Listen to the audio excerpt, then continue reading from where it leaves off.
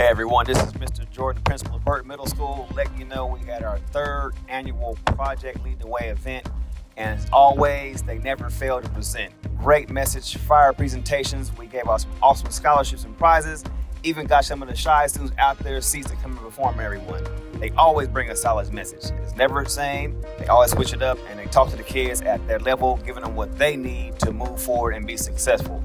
Can't wait to see them, have them back here again. If you haven't seen them, make sure you take the time, book them. It is well worth it and you will not be disappointed. Project Lead the Way is on point.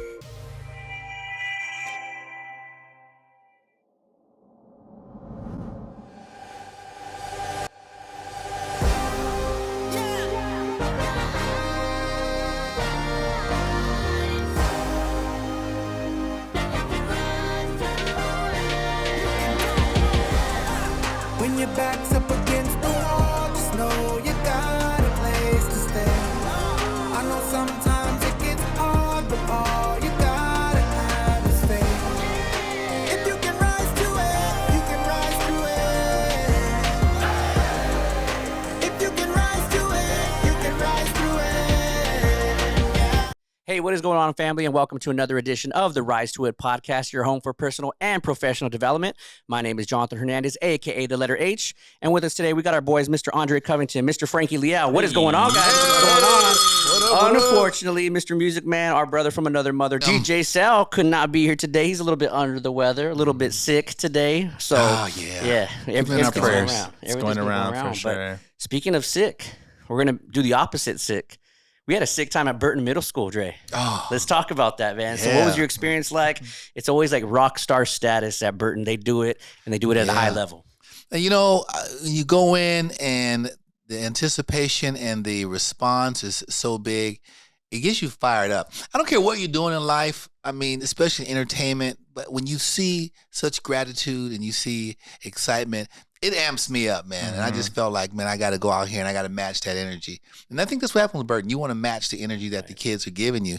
And they seem like they really were into it. And I came with a different message, this time. They seemed real receptive. So I was happy, man. I was happy with the turnout. I was happy with the performance, if you will. And I remember driving home and I had a smile on my face. I was like, yeah, that was impactful. And you just hope that the words that you say will carry, they have a little substance, a little weight to it that, years down the road, they'll remember that and they'll tell people about it. They'll talk about it. Maybe it's not everyone in there, but maybe one or two people, because I know that I did. There was people who said some key things early in my life that later in life I would draw upon that. I'm like, oh yeah, I remember Miss Jenkins said that. Still that's my fourth grade teacher. Still remembered some of her speeches. So you can really lock in sometimes and be impactful. And I just felt that was a good day. It was good day for Rise to It. It was, man. They second to none as far as like the production. They even ask us what lights that we want. I was jokingly saying it the first time because this is our third annual Lead the Way conference we've had over there. The first time around, they're like, H, what do you want for like your lighting? And I was just joking. I was like, well, put some smoke out when I do the introduction. They're like, well, what kind do you want? I was like, yo, I don't want any smoke. My luck, I'm going to come out and start coughing and it's going to ruin the whole thing. But yeah, man, you brought it. It was a great turnout. Mr. Deriki Jordan, the principal of Burton, man, his leadership is top notch. And the staff, faculty, admin, everybody that was there, it's complete buy-in, man. What'd you think about that?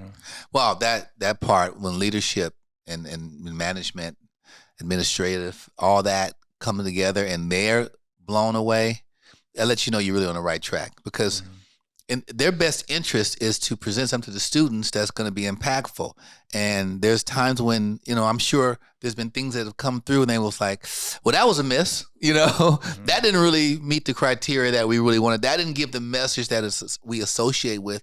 So it could be a disappointment. And I think that because we have consistently, gotten better, consistently brought a strong message, I think it just makes them feel at ease when we come through. You didn't see or feel any tension. I think the first time through was a little apprehension because they didn't really know what they were getting. And you have to be a little bit on edge because you can bring something to the table and it could hit so bad that it could be consequential to like your job. People can get caught on the carpet by even bigger powers, So I think it's always good to have a little bit of leeriness and kind of like, okay, what's happening here? But you don't see that now. it's almost like, hey guys, like it's like, come on in, like, do what you do now. It's crazy to have that respect, and that consistency like you talk about. One of the biggest compliments, there was quite a few, Mr. Jordan, Ryan Fisher, Liz Fisher. I mean, there were so many people, Greg Rogers that was there. They've all said the same thing. They go, we just continuously see you guys grow as a company and just as professionals, as speakers, as people. And then the compliment of this was like the best that they've seen. They go, dude, you guys bring it. Then another compliment. And I'm going to touch on what you were touching on, Dre. They said the numerous things that we love about you, but the one thing that we could really tap into was it's never the same. You guys are always willing to go above and beyond and tailor your message to what we need. And I feel that we do that on an extremely high level, top shelf level on our team of continuously pushing ourselves. So, that was a great compliment, man. That made me feel really great going home. Yeah. And so we can't wait to do it again. Lead the Way Conference number 4, coming soon. And then we can't wait to do it. So, yeah, shout out to Burton Middle School, Dariki Jordan, Mr. Dariki. Man, excellent people over there. Today's message, and I'm going to tie Frankie in right here because he's been rocking with us for the podcast since day one, and it's gone by so fast. And so, this 2024, we're just talking about this, me, Frankie, and Celeste, about this year. It's going by incredibly fast, and sometimes we don't really embrace the moment. But touching on Burton, setting a standard of excellence for what we do, setting a standard of excellence. And so, Frankie, I want to get onto this in just a bit, but I want to shout out Matthew Moreno. He's one of my students at Porterville College, and I love this kid. He's great. He's a grown man. He's a firefighter, actually. Oh, nice. And I think he has this standard of excellence for himself and the way he handles his professionalism. Mm-hmm. So I was thinking about the things that I need to improve on going into this new 2024. I know after Burton, Dre, you sent me this text message, and I was like, man, thank you, man. I appreciate that. Dude, that was different energy today. You went all out, and I was like, I'm trying to do more in 2024, but I'm also trying to turn up the volume this year, right? And so my presentation, everything, relationships, everything. Well, Matthew actually gave me a reminder that I needed to do that. And so last semester, we ended 2023, I start my office hours at 7 a.m., okay? I'm not going to lie. There was a couple of times I was late. And when I'm late, it's 7:03, 7:04, I'm like, the students ain't going to show up till around 7:15. I'm good. Right. Mm-hmm. Well, Matthew, I think because of that firefighter background, he's there waiting. Oh. And so I came in with my Mickey D's oily bag and everything, and I'm looking at him like, dang, okay.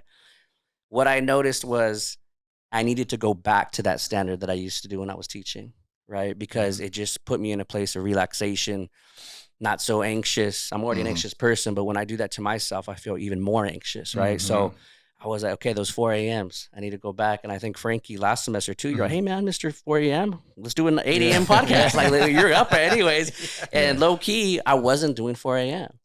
I lost kind of control my ways a little bit. Got comfy, got a little comfortable. I got comfy, man. And so shout out to Matthew. I call him Eminem, Matthew Moreno. Oh, nice. This year, 2024, I got back to my 4 a.m.s, more time with GOD on my way, to the institution I teach at.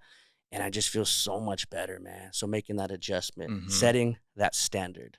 And so, Frankie, I'm going to shout you out because today, I know it's unfortunate we couldn't get Sal, so we're going to have to send him a bell so he could do it at home. Yeah.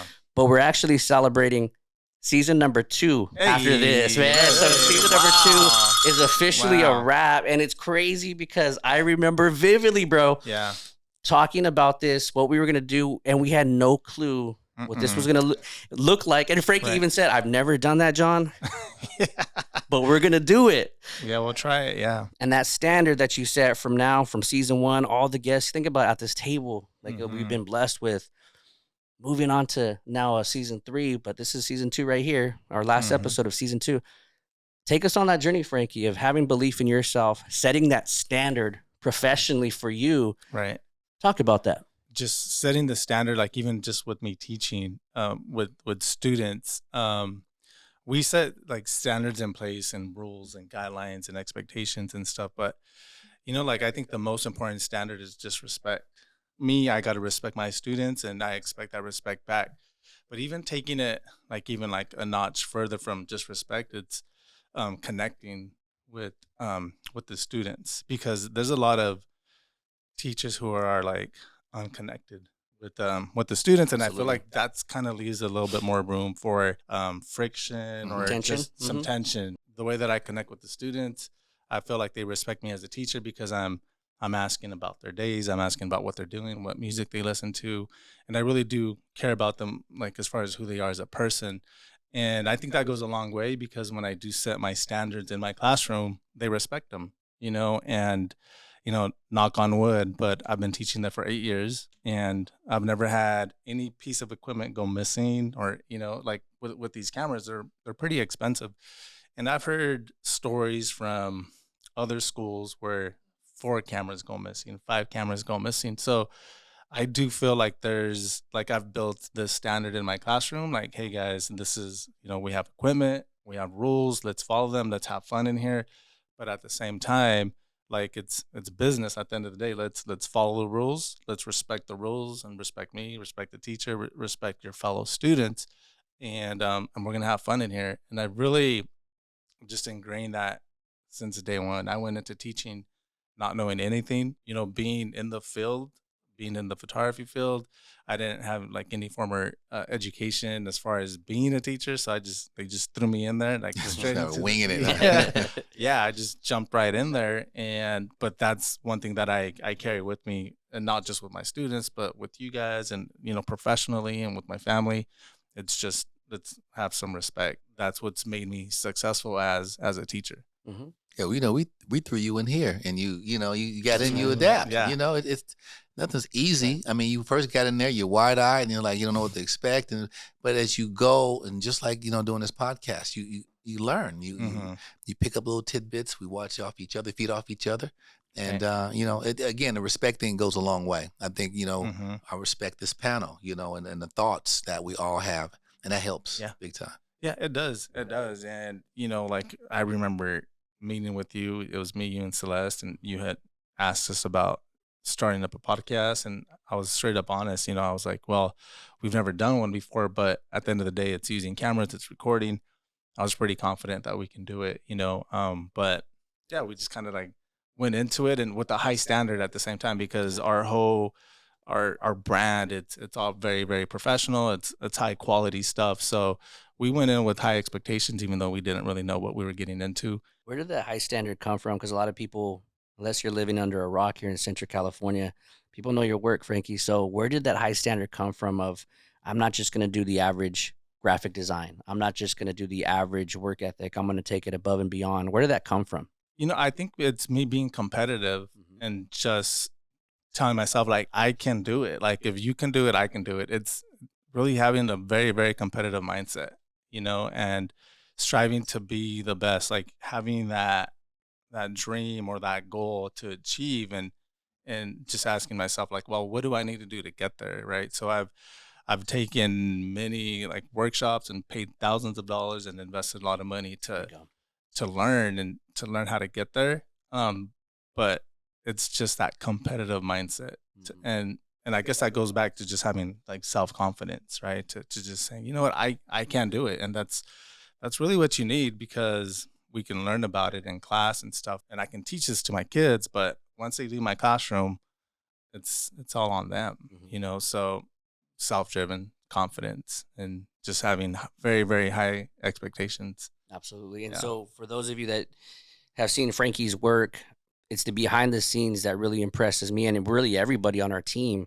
When I see Dre going comedy events or he's doing public speaking, motivational speaking, there was those moments that I get to see us just kind of go off to the side and we're by ourselves just to kind of regroup.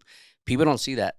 And so it's amazing to me because we've all learned how to deal with maybe anxiety or nervousness, or maybe just to focus in on what we're going to be doing for that day. But it comes down to leadership for all of us. At the end of the day, there is a standard of, I need to show up at this time. I need to bring this. I need to bring this type of energy. There's a long list of not just doing what we do professionally, but there's a long list of things that we do consistently. Right. And it's awesome to have people notice that, of like, you guys always bring it, and it looks like you guys have practiced that, but it also looks organic. And I think that's just a testament. We're on the fly. We're always, chopping it up with one another and having that standard of meeting at least, a few times a month. So I like that, man. That's really awesome. I have some of my students who tell me time and time, like, hey man, that podcast, it's really cool. You know, Dre from the radio's on there and it's super professional and you're a part of that. So like they see the visuals and they listen to the podcast and they're super proud of it. So that's always good to hear. Yeah. And even Fingers on the song, Alan Perry, shout out to them that did the own like rights to it song. We don't have to worry about any copyright. Like that's pretty legit, man. True legend, man. Yeah. Fingers on the track. He's awesome.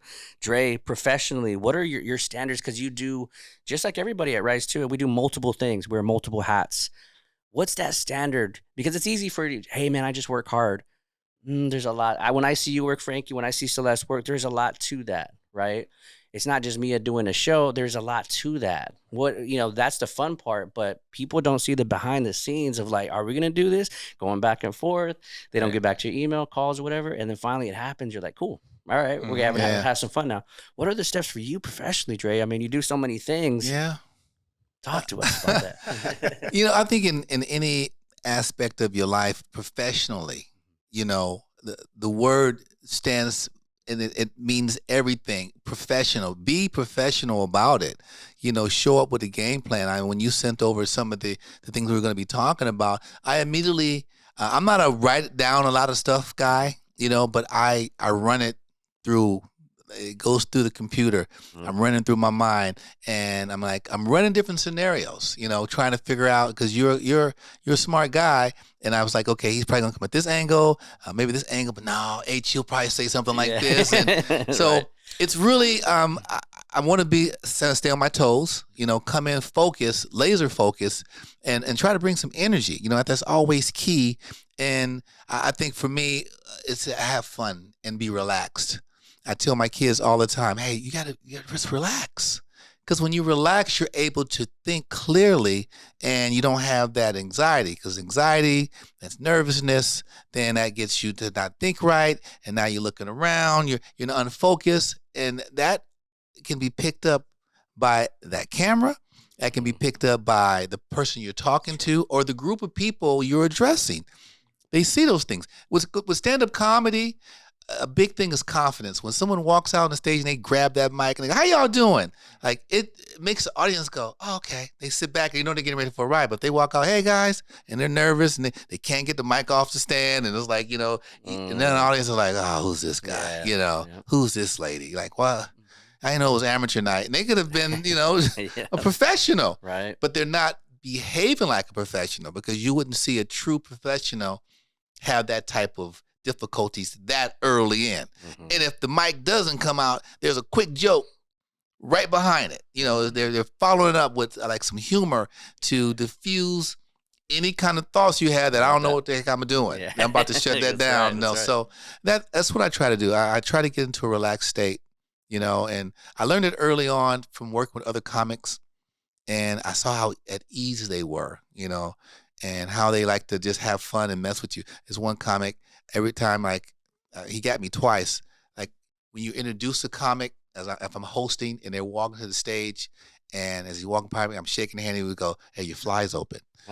So I immediately kind of go and try to fix it. It's not, it's not down, but playing with you a little bit, yeah. And he's laughing as he's walking past me, because he knows that I'm gonna look, and that but that's just, he's getting ready to go out in front of 2,000 people. He's like, yeah, your fly's open. That's how relaxed that guy was. I was like, that's where I want to be. Yeah. Like, I don't want to walk out like this guy, like, oh my God, look at all these people. No, so your fly is open.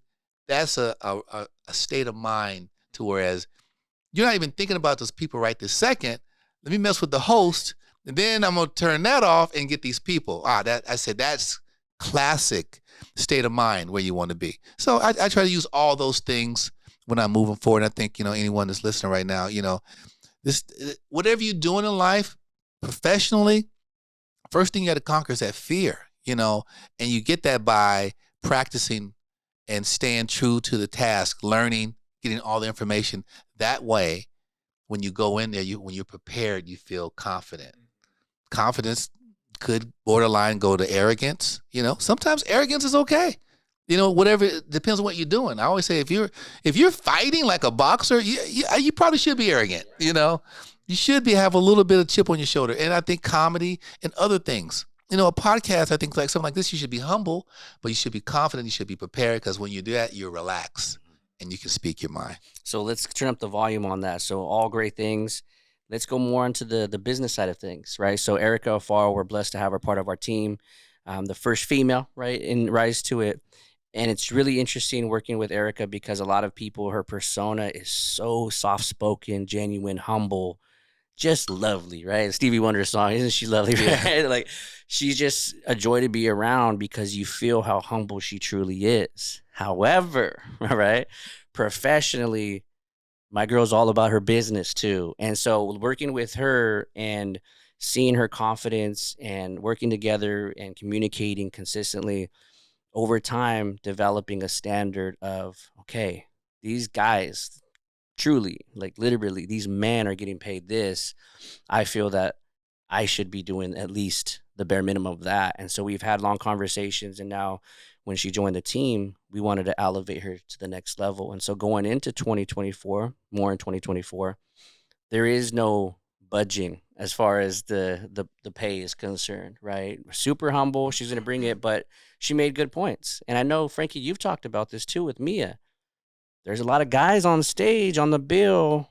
Why is Mia going first, right? So things like that open up my mind because we don't get that perspective as men a lot of the time. And most speakers are guys. And so I saw Erica maybe not getting taken advantage of, but she really put her foot down going into this year. Is like, hey, man, this is where we're at. If we can't do that, maybe next time, right? And so I'm really proud of her setting a standard on that. But also the way she works out in the morning. She's continuously like emailing me, texting me at like 6 a.m. She knows I'm up. We're going back and forth immediately. There's a standard she's really set. It's not just her 15 minutes of fame, right? Because that could have fizzled out in 2017, 18 when her news hit. It's going to last as long as she continues to have that standard, I firmly believe. But Frankie, you see it in music, in the music industry. Where have you seen that standard maybe change, maybe working with different people?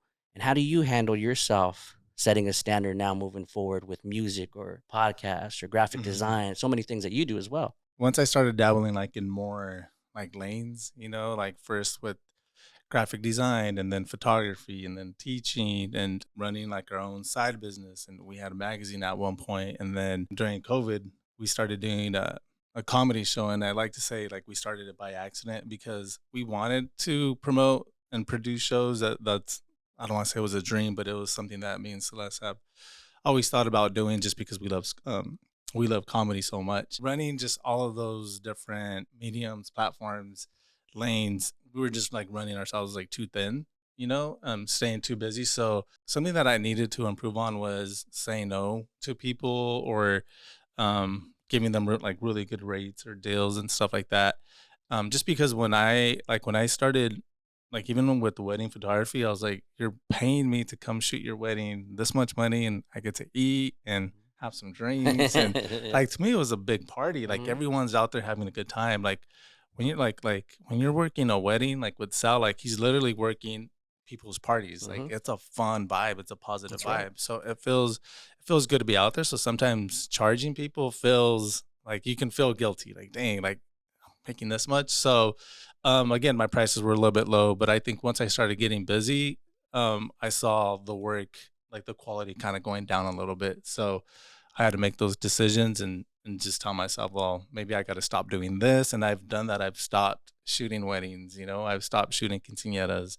Good money, good pay, but it wasn't like I was losing quality in some other stuff. So, and then family time too, you know, like if we're talking about setting a standard, there's that thin line of setting boundaries as far as professional life and then your work life. And, you know, I saw Evan grow up like right before my eyes, and it's sad to say, but I worked a lot of his years and of course providing for them. But so now I see my other little kids, and now I'm like, I stopped doing some stuff so that I can balance my business and career and stuff like that. Because them weddings, that's Saturdays. You know, that was the worst part. It's the weekend. It's always, there's no Tuesday wedding. Right. You know, so you're giving up those weekends and, you know, preparing for that. And that can take a toll. That was the hardest part. It wasn't even the money and it wasn't the work because that was easy, but it was leaving on a Saturday when everyone was at home and leaving and like all day. Like I won't get back till like 11 o'clock at night. And it's like all day.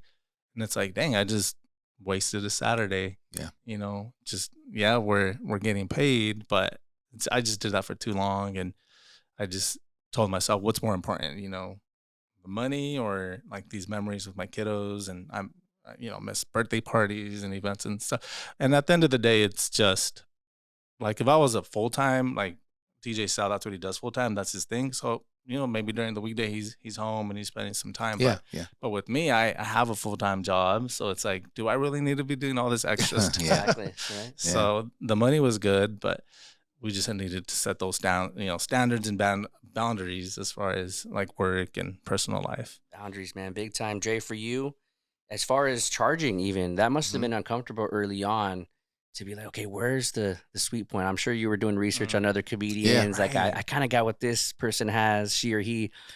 How did that start for you? Like that's uncomfortable for a lot of people, right? But it is, because no one really wants to pay you what you're worth.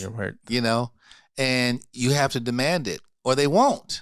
You know, and it's been many a times people have called me and they say, "Hey man, I got this gig, Dre, why don't you do it, man?" I was like, "Okay, well, what's it pay?" It's like $200, man. I'm like, but hey, I only need 15 minutes for you. I'm like, hey, bro, I'm not leaving my house for $200. Like, I get it. This is drive. I said, I am not, and no disrespect anybody else. I said, I'm not a $200 comedian, you know, unless I'm doing something and like as a favor, charity, and or you know, church, and it's like I look at it totally different. That's like, okay, I just some gas money because I'm helping this person out because I like this person. So it's not about the money. But if it's a business situation, then we have to treat it as such. So, and it can almost, and I told, you know, one friend, I said, hey, no disrespect, but you're disrespecting me. You know, and say that again. Yeah, no disrespect, but you're disrespecting me. You know my accolades, you know my TV credit, you know what I've done. You know, I'm on the radio. You know, I'm going to bring you some eyes, you know, and the production is on your part, you know, what type of stage, what kind of setting, whether it's venue. I said, I'm bringing you the, you know, the skill set and the talent. So let's match that same energy. So I just find myself, you can lose yourself trying to appease everybody else, and you can lower your standard. If you're been doing comedy for 20 years and all you making is $150 for the whole time, well, that's on you. You know, you can't blame the promoter. And I've told people no, and then a year and a half later, they call me back. Go, hey man, I got that what you asked for. You know, I have. I'm like, well, that was last year's rate. There's a new rate now. You know, and it's like, oh man, I'm never gonna get. I'm like, bro, listen, this is where it's not too far from where you are. And I'll work with you on this because now you've come up to where it's respectable. I don't feel disrespected. Right. But yeah, there is a newer rate now. So you're right, you hear about guys making so much money for one night in town. You know, one big comic came in town. I won't say any names, but they did one night at the Save Mart Center and they got $250,000. One night. One night. And technically, it's not even a night. How long was that set? Maybe An 45 hour, minutes? No. 15 minutes. They made $250,000. And then the next night they were going to Bakersfield where they were going to make another $200,000. So they were going to go home. They were going to leave their house, and they were going to leave the house on a Friday, come home on a Sunday with almost $500,000. Wow, jeez, that's awesome. Wow, good for them, right? So yeah, it's good for them, and you can't hate on that. They've worked to a certain level, but I'm sure someone called them and said, "Hey, I got this gig, $75,000." Now, to the average person, $75,000 is your yearly salary if you're really out there grinding. And that person who gets 250 said, no, I'm not coming for that. Set the standard. Right? They've set the standard. They will walk away from that. Right. Fat Joe tells a story about how he called a Flow Rider. Shout out to Flow Rider, by the way. I love Flow I Rider. played, we went bowling one. We came into Fresno and we went bowling and he was talking, I beat him. Is he that big of a dude? He's a big like dude. Muscular, man. Yeah, he's a big dude. A lot of, a very funny guy. Nice. And he told the story about how a guy called Fat Joe, said, hey man, I'll give you $50,000 and I'll give Flow Rider $100,000 if you can get him over here. But he has to come and I'll pay. Fat Joe's like, I called him and it was literally 2 minutes from Flow Rider's house where the performance was. But Flow Rider was like, "That's my rate is double that."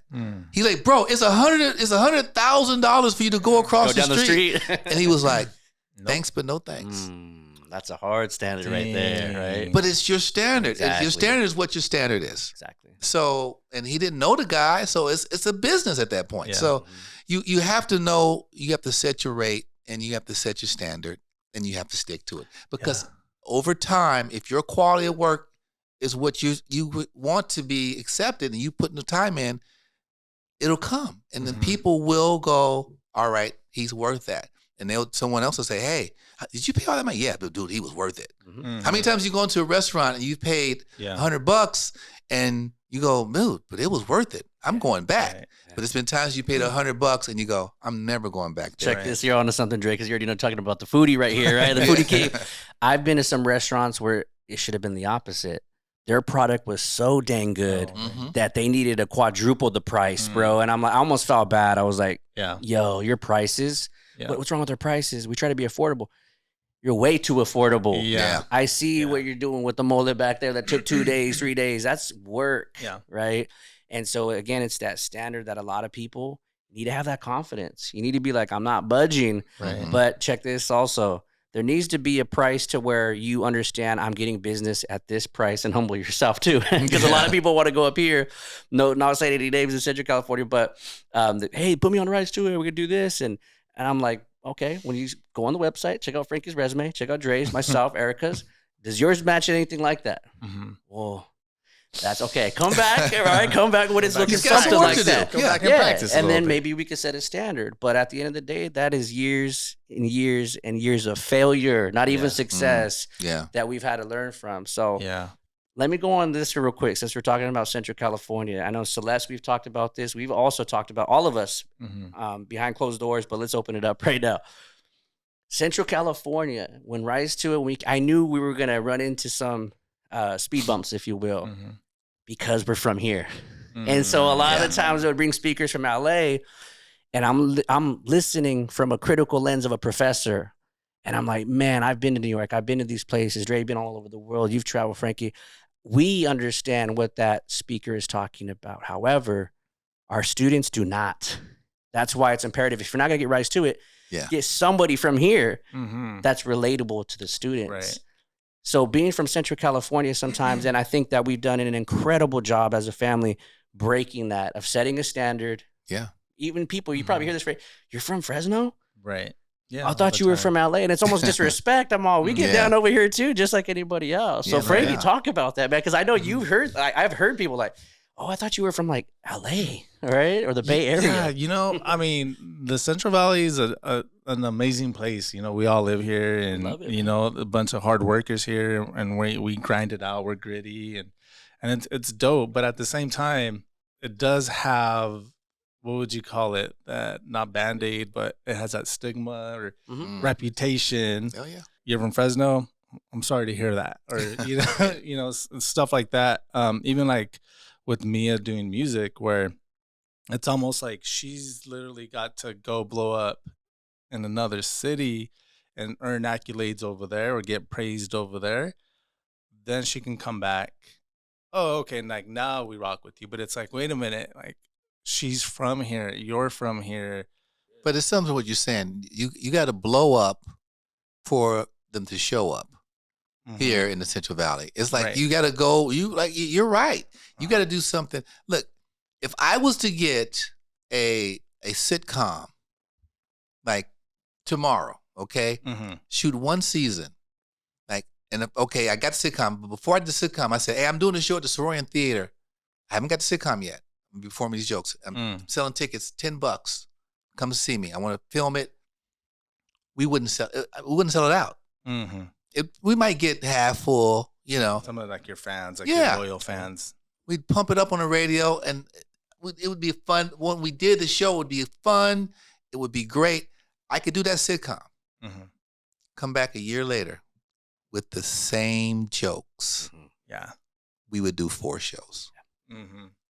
Sold out. You just got to get same jokes.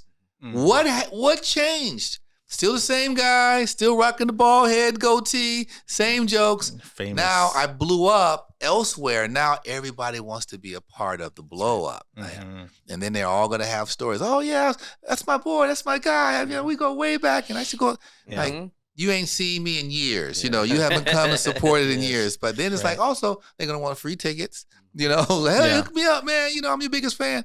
Right. So it's just that's the nature of the beast. Yeah. Yes, and then you do the 4 shows, and then you go, well, cool. Sitcom gets canceled. Yeah. Go 2 years, no sitcom. Come back to Soaring Theater. Back to 1,000 people. What's good about being from the Central Valley and blowing up here, right? Because I see rise to it. Like you've already left the country to go speak, and definitely out of California to go do your thing. So we're blowing up. We're doing it here, and then we're blowing up. But I feel if you can blow up here, or if you can make it here, and then you can make it anywhere. Wait a minute. Yes, because we use that for New York, but I feel here. Yeah. Say that again, Frankie. Really, Say that again. So if you can blow up here, then you can blow up Truly, anywhere. yeah. And I don't know what I was thinking during our last podcast, but we were talking about Joe Coy, and I'm like, wait a minute, like I've worked with them twice, right? So again, from the Central Valley, from Reedley, and here Joe Coy's calling me to go work with him, and you know, he's one of the most generous dudes I've ever met as far as like comedians go. He's super nice and humble and stuff like that. But again, he was calling me. Like he has all these friends that he could have called in LA, and he called me. So so it's possible, guys. Like I know I talked earlier about being here from the Central Valley, and people might look at us a certain way, but you just keep doing your thing, and stay focused and have your standards, and the sky's the limit. Yeah, the standard. I think for Central California, we knew what we were going into. When we made this, we knew there was going to be, and this goes with any area, not just Central California, but if you're from LA, if you're from the Bay, really off the top, and we've talked about this, and I don't mean this in any disrespect, but there is no competition for us because truly there's no teams doing this as a team. It's speakers by themselves. The only team that's doing this, me and Dre met him in New Orleans, and there was some attitude there. We were just, hey man, we're from kids from Central Cali, just here to have a good time. We were invited, were invited, man, but there was some attitude because they were always the Coca-Cola. Well, now there's a new sheriff in town, and so now that they have options, these directors, but they're from the East Coast. Respect, man, they've been doing it for a long time. Respect. But there is a new sheriff in town, right? And so we want to just offer that variety, and I know that we do that extremely well. But I will say, learning you guys, laughing with you guys, and just building that family environment, I've never, ever heard Dre say he's the best in comedy. I've never heard Frankie say, and in fact, in the podcast, you're like, I tell my clients, I'm not the best, but, and then you give them an honest. And so for me, I know, and I truly found out being a part of Rise to It was there are just certain lanes where and again, people giving me feedback. You are a professor and you've had success in that lane.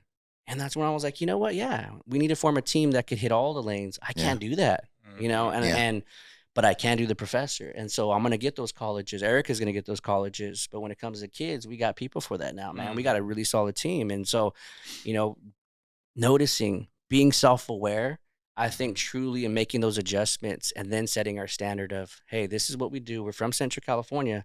There's going to be some people, well, I could go elsewhere. Okay, cool.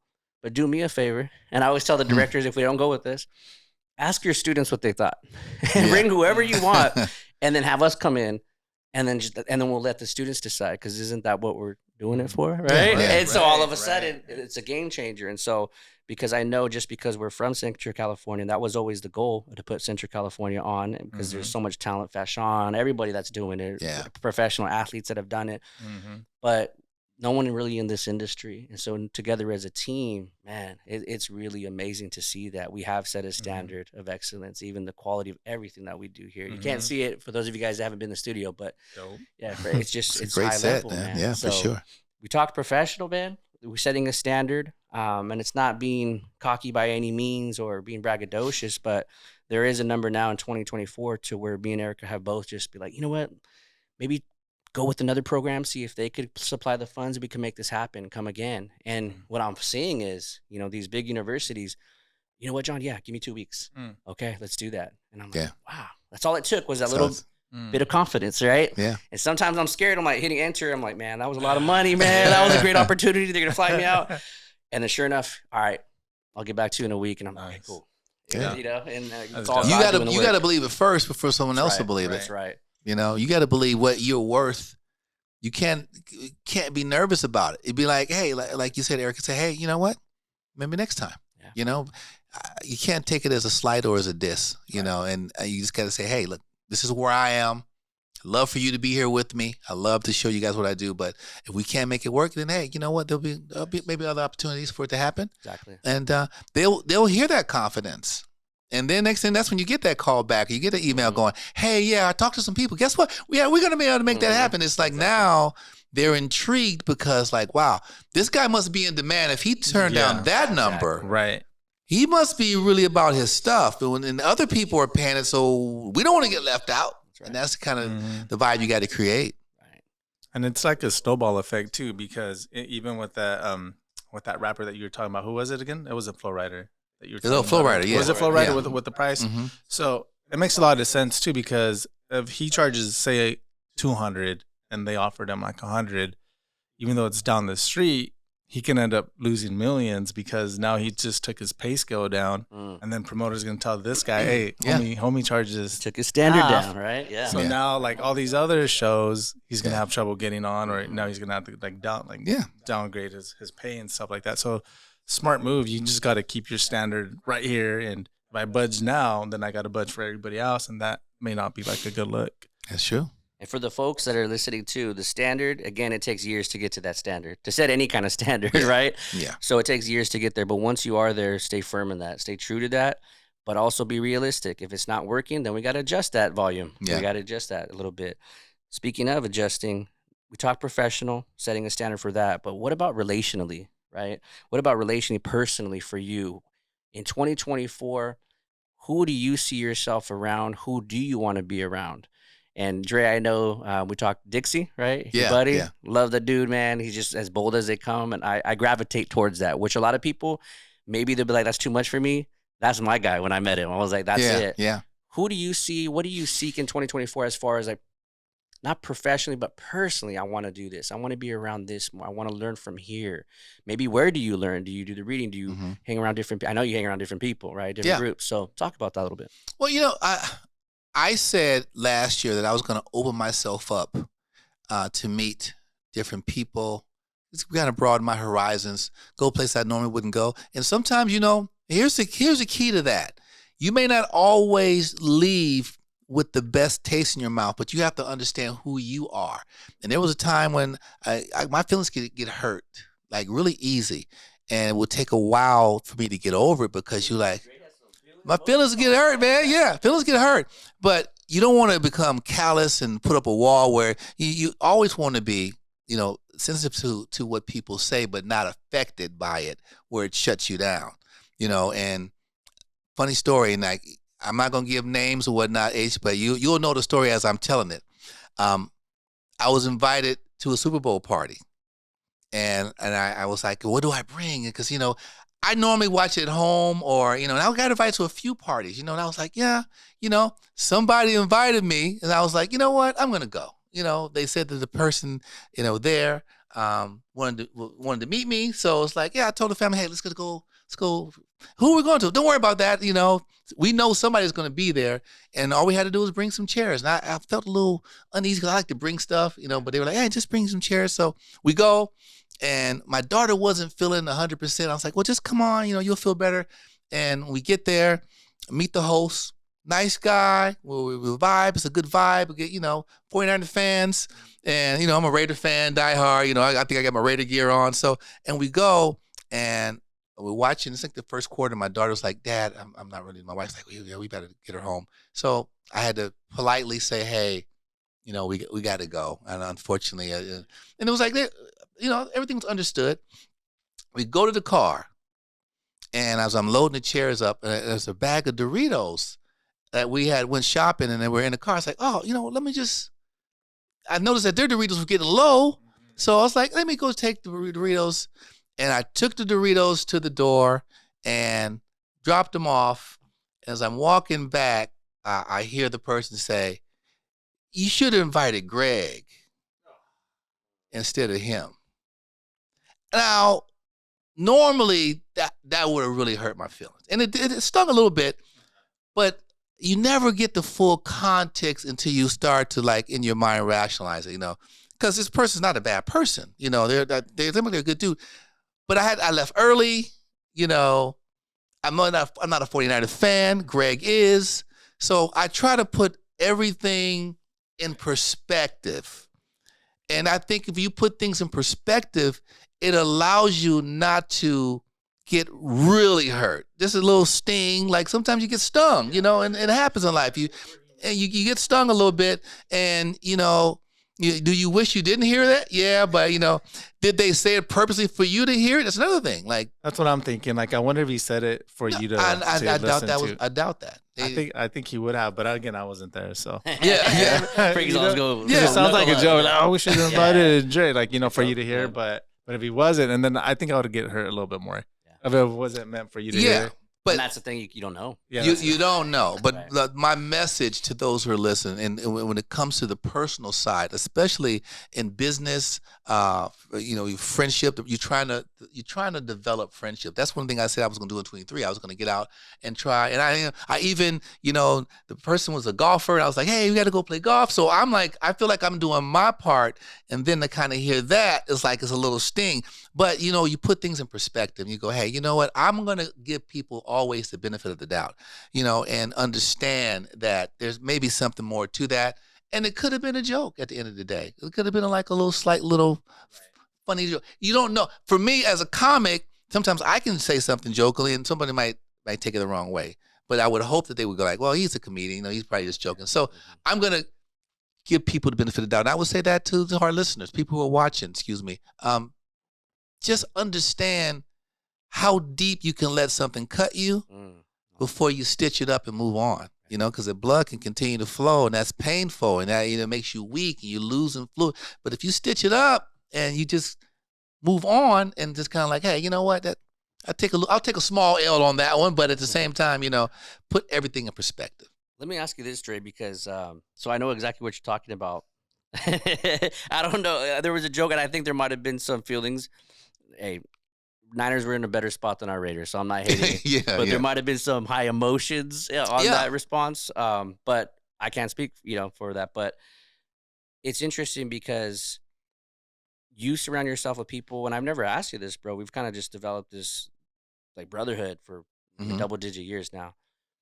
It took, I think, a long time and I think it's still, correct me if I'm wrong, it takes time for you to trust someone. And not like immediate, like I have to be around you a lot. Yeah. Because when we started hanging out, this was back in the day, I was like, man, you and Dre are hanging out now. Like, that's cool. Mm-hmm. And then I'm like, what? Why? Like, why would he be hanging out with me, you know? But I think it was that trust. It was like we would be joking, and now I could say anything, I think, to you guys, and it would be out of pocket, but freaking John, right? Like, I know him. It took time, but are you that person where it's kind of a slow pace of I have to get to know someone? Because that's what I tell my students also. Like, I joke around a lot, but I have to watch what I say constantly if I don't have that set, foundation. So does it take time for you? It does. It takes time. But I will say this, it's a marathon, and I think friendships that are slow cooked as opposed to deep fried, where it's sizzling and hot, and I think that slow cook is so much flavorful, and it's just, for me, I think it has a little bit more substance to it. And when you slow cook it like that, you'll have moments, you and I, we've had moments to where it ratcheted up a little bit. Oh, that trip to New Orleans, hanging out, just going out to dinner, it just goes up. And when people confide in you, more and more, and you confide in them, and then you don't hear it anywhere else. Like, wow, that person, I can tell them pretty much anything. It's like, it's not going anywhere. And that's a big thing for me, privacy and trusting someone to keep something close to the vest. That's right. But yeah, I do like to develop it over time. And that's why I have friends. I've had friends for 30 years. They've been, I can still call them to this day. Don't see them as much because, I've moved out to Central Valley. But if I call them, we pick right up. Where if it's been 6 months or whatever, we just pick right back up. So, and that's a good quality to have, I think, for me, and to meet someone who's also allowing it to slow develop. Right. They're not calling you. Come on, man. We don't hang out. Come on, what are you doing? I'm trying to be your friend. Right. Like, you ain't got no time for Forcing me. it, Like, yeah. And for if we want to make it personal, one thing about you, another thing I decided, this was over a decade ago, maybe even further than that, I said, I'm going to start developing friendships with people who are going to enlighten and uplift me. I'm going to try to surround myself with people who are doing positive things because it's going to rub off on me. I can become a part of that. It's like when I was living in an apartment, I said, I'm going to start hanging out with some guys that own homes. You know, I just like, let me just and pick their brain. I think there's levels to life. And if you hang around the same types of people, you're probably going to get the same type of things in your life. It's going to happen. You just wonder why you haven't elevated. And you see people all around you elevating. So, yeah, the testament to you, Frankie, you know, Celeste. I mean, you hang around people and you see how hard they work. And then when your paths cross, you know, they like for just say for you and your wife, you know, you have a beautiful daughter who, when I can see working and performing and see her hard work, and I can pull it to the side and kind of put my arm around her and go, hey, great job, and impart some wisdom, you know, give her a little nugget. And then, like, you know, she's appreciative because she's humble. She comes from good parents. And, like, you know, that's all part of the process, man. That's how you develop. And it's a slow build. But, you know, you want to be able to say, hey, oh, that guy's cool. He spent some time talking to me. And then you guys will come on, hey, Dre, my daughter said that, you know, you talked to her. And so that just confirms that's good stock, because what she did was she went back and shared with her parents, and the parents came back and said, I'm appreciative. Right. Do you taking the time out? I try to do the same thing for my kids, you know, so all that just develops a tighter friendship. So no one can come along to you, another comedian that you met, you may be doing a show and be like, yeah, you know, he's a jerk. Right. He's mean spirit. Then you would probably go, yeah, I don't think that. No. Right. Frank would be like, absolutely. I hate that. No. That's the same. But you know what? If people who you develop a friend, they will go to battle for you. Right. Man. Yeah. You don't have to defend yourself. You can say, hey, man, I don't know who you've been talking to or what happened, but that's not the guy I know. So it had to be something else to that. And that's what you want in life. You want people, friends, to go to work for you, to battle for you. Back you up. Standard for friendships, man. A lot of people don't talk about this. This isn't a conversation that's normally had. Frankie, what about you moving forward, going to these big stages, man, meeting all kinds of different people, but also keeping your roots? What's your standard as far as like personally? What are you doing nowadays to maybe like listen to podcasts? Are you meeting just more people, getting out of your comfort zone? What are you doing? I think with Mia doing like getting like more heavily involved into music and this kind of like growing for her, I just see myself more in her space and kind of like watching over her and learning that industry, you know, as far as meeting producers and agents and songwriters, and like there's just so much people that come at her and approach her like with their services. Oh, this is what I can do. This is what I can do. So, and I think that's a big reason why I also want to take a time out from like photography and all that other stuff on the side, just because I know how much time that's going to consume, and even me just like learning that game. Yeah. It's a serious game to learn, man. It's a lot of ins and outs, intricate, very intricate. You're right. And cutthroat. And as you know, Dre, like the entertainment industry, just like in general, is very cutthroat. And if, you know, they can chew you in and chew you out real quick, and especially with her being a female and stuff like that. So just kind of watching over her. I guess you can call me and Celeste like her manager for now, you know, but we're just kind of protecting her and stuff like that. So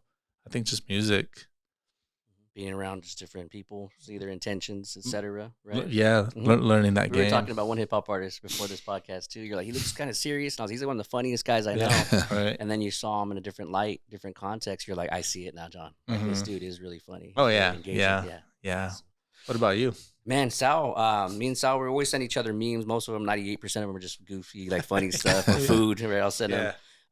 But this was actually from last time, and I failed to bring it up on my phone, but it says, make sure your circle includes people who will tell you no, or ask you, are you sure? Have you thought about it this way? Or that was just flat out inappropriate. We have to have people in our circle who will push back, challenge, and therein make us better, all from a place of love. And so I think a lot of people, because I mean, we literally were out doing things. And when you're out doing things, I think Lecrae said it best. Because if you want to call the shots, you better be prepared to take some shots, right? So I'm going to say that again. Lecrae, man, shout out to him. If you want to call some shots, you better be prepared to take some shots. And me and Frankie have talked about comedy too. And don't think if you're introverted that it's a pass for you, you know, because the higher you go up, people want to bring you down, you know, and the ones that are truly there for you will want to continue to lift you up and put you on. And we're very blessed to be from Central California. And the majority by far put us on. And they're like, I love what you guys are doing. Go with, you know, take that torch and continue to run. But we're always going to have that. But I also see people that are very critical, but in a good way. When I really reflect, you know, when they told me like, John, maybe middle school isn't your thing. Like, I've never heard you win an award for middle school. I'm sure you could be okay. And bro, like, why would I want to be okay if I could get somebody in middle school that's just an all-star? Why would I, you know, for a female, I don't speak Spanish. No one, oh, Frankie, you do. Now we have Frankie and Erica. Hey, right? hey, So it's next awesome. flight. Right? So, I mean, it's just constantly listening, but also from people that have been doing maybe whatever that craft is for a long time and they're experienced. And so my ego really had to take a step back of like, yeah, man, God's giving me some select gifts. And instead of spending all my energy trying to prove on this other side, I might as well just put that energy on what I'm really good at. Yeah. And so being around people that are going to tell me no, it happens often, but I love that. And I'm like, well, then why? And they tell me exactly why, right? And so I need that pushback constantly. For a lot of people, that's going to make them feel uncomfortable. And so I get this even from my own family. Like, don't you ever turn it off? You're always listening to personal, professional podcasts and mental health. And I'm like, no, that's what I love. And I love the version of me that's coming out of it, of being engulfed in that. And financially, relationally, spiritually, like everything I've turned up the volume. And it continues to be that way. And I firmly believe it will always be that way if I continue to surround myself with people that are going to push me in a healthy way, of course. And so I think for our viewers, when we're talking about setting a standard, have a standard of people you want to surround yourself with. Have those people that do tell you no, but they're also going to provide for you. This is what you could maybe do, right? Or I was in the game too, speaking, John, I wish I would have done this. Give you ideas, right? Like Ideas. you want to hang out with people that give you ideas or just give ideas in general versus maybe gossiping or whatever. It's like, well, it's not going to be fruitful for like none of us, right? So you want to hang out with those people. Absolutely. And I think I've been victim of that. I mean, I've been part of that where I find myself talking about, I'm like, man, this is a new year, man. You know, and so we've all probably heard things about ourselves, and I'm like, man, I never heard that one. You know, I know it's a lie, but, or you know what? Yep. I was in a bad mood that day, so I can see how they, you know, you're just going back and forth with those different ideas. So with that said, the standard, we're talking professionally. We talked about the standard for relationships. You know, we didn't even get into marriage, y'all, because I teach interpersonal communication where we talk about relationships on that end. Because I tell my ladies especially, like, what's your standard? And it's like crickets. I'm like, you get a good one, right? Yeah. He's breathing. I'll take that or whatever. So high standards. You should have high standards. Yeah. Absolutely, Start man. there. So, Dre, Frankie, some last words. When we're talking standards, man, what do you hope to accomplish in 2024 and also in season 3 of the podcast for the Rise to It podcast? What are you hoping to set a standard on? Maybe that you haven't done yet, but you're working there. Wow. For me, a standard of excellency. I mean, I want people to anticipate the podcast coming out and let me hear what type of wisdom those guys are going to impart on me. You know, what did Dre say, if I go personally, what was impactful, that little nugget that was, I'm going to like apply that like today, like right now. Like, you know, motivational speaking is so big now, just around the world. You know, truth been told, I got an award this past weekend. They honored 100 Black men of Fresno, and I was an honoree in that one. And to hear people come up to me and say, hey, man, I'm glad you got that award. It was over-deserved, more deserved, and, you know, you should have got it. You should get it every year. And they would just tell me, I was just at the Black History celebration. You were the host there. I was at this Black Throne event that Black people put it together. It was for cancer, and it was everyone from all different nationalities were there, but it was the people behind it were African American, and you were the host there. And then it's like you're at this outdoor celebration, and I came to get my award, and they said, "Hey, Dre, can you just kind of like start the show and get them going?" Because they really have no one to MC. I end up MCing the whole event, and they say, "Now, sir, you up there now," and they're like, dude, you do it so effortlessly and you do it so well that, man, we definitely appreciate you. And it felt good. I really felt good. And I say, hey, I just do it not for the notoriety. I just want to do it so it seems very professional, and the people who leave here go, that was a fun event. So we can do more of these. And if I can play my part in it. So that's what I want to do, man. I just want to keep that standard of doing a good job, making people feel comfortable, and knowing that they can approach me anytime. And if I'm available to do it, I'll do it.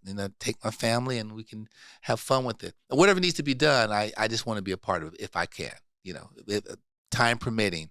It's only enough time, only a few hours a day, man. We got 24 of them, so I'm trying to, evenly spread it out. And I feel it's just my duty to be there for my community. How good does it feel though when you do that stuff like for free? I'm sure it feels way better sometimes than you getting paid. Going up there when they don't ask you to, and you know what, like I got this, and like I'm sure that feels sometimes way better. Yeah, I liken it to I pay tithes, and I pay tithes. My mother has a ministry, so I tie it to my mother's ministry. It's 10% of my gross.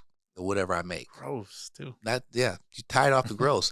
I didn't know that for a long time, but a comedian, Bruce, I was talking to him he and I met in Atlanta years ago, and we were talking about tithing, and I said, and that I did it for a little bit, then I stopped, and there was a time when I just didn't have, my money was funny, man. It was just like I feel like I was struggling a lot, and I was just like, I just couldn't do it. I was like, I don't have it. I got to pay these bills. And I was in defiance. And then I talked to him.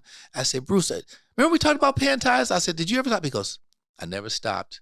He goes, and I got so much money now. He goes, I'm overly blessed.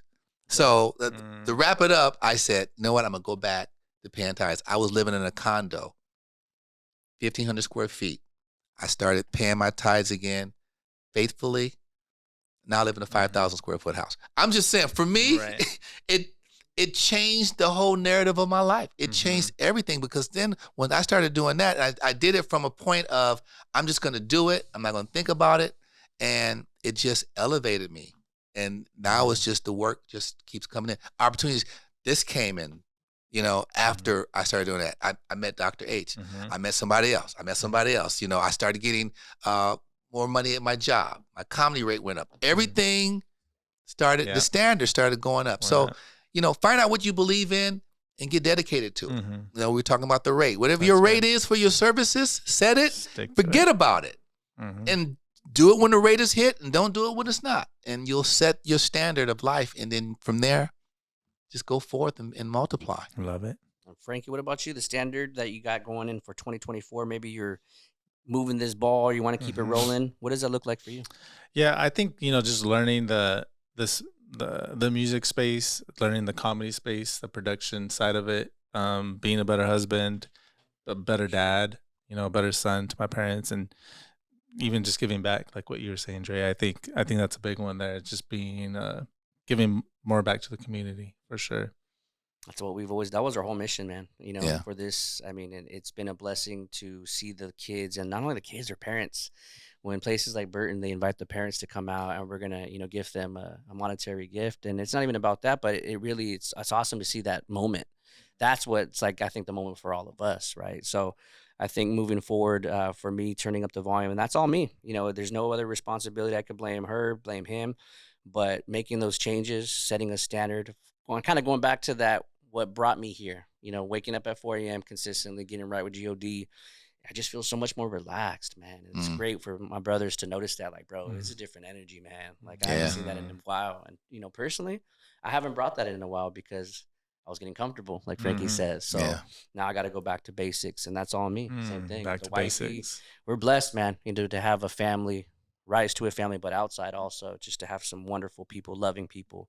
And I think if we continue to give back, it's just going to happen. That It's gonna come success is back. going to trickle in for sure. No doubt, brother. No doubt. Brothers, Amen. Amen. season 2, a wrap. Let's Hey, give a shout out to that. Shout out to our brother DJ Sal at home. Get To better, that- man. Yeah, get Yes, better. sir. Family, thank you so much for joining us on another episode of the Rise to It podcast. 2 finger spread. Try your best to stay positive. And as always, if you can rise to it, you can rise through it. We'll catch you later. Yeah.